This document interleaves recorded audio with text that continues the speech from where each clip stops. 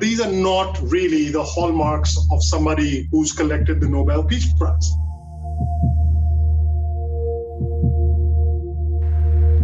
It's been barely 6 months since Ethiopia's Prime Minister Abiy Ahmed collected his Nobel Peace Prize. But now his credentials as a peacemaker and as a reformer, both political as well as economic, are being questioned by his own people.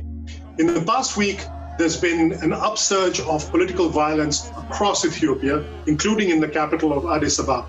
More than 160 people have died. This stems from the assassination of a very popular singer and political activist of the Oromo people, the largest ethnic group in Ethiopia. We don't yet know who assassinated him and why, but the Prime Minister's response to the protests was to bring in the military and order a crackdown. Political opponents have been arrested. The internet has been shut down. And these are not really the hallmarks of somebody who's collected the Nobel Peace Prize. There's also been criticism from human rights groups like Amnesty International, which have pointed to a pattern of extrajudicial killings in Ethiopia. This is much more in keeping with the old Ethiopia of the repressive government that preceded, and it runs against Abiy's own message of political tolerance, of openness, of freedom of expression. This is also coming at a particularly difficult moment for Abiy Ahmed because Ethiopia is facing its first great challenge to the economic success of the past couple of years.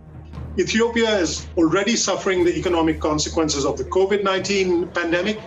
There have been locust swarms, giant locust swarms across all of East Africa, including in Ethiopia, which have been devastating to agriculture. Add to all of these a big foreign policy crisis. Ethiopia is now in a war of words with Egypt over a giant dam project on the Blue Nile.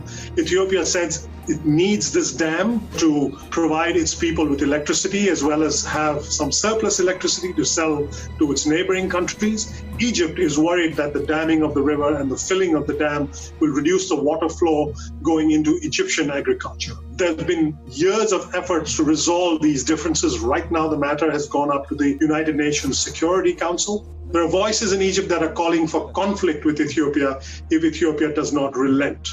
So for Prime Minister Abiy, these challenges, political, economic, as well as foreign policy, are a real test of his commitment to democratic values and to his own reforms. I'm Bobby Ghosh with Bloomberg Opinion.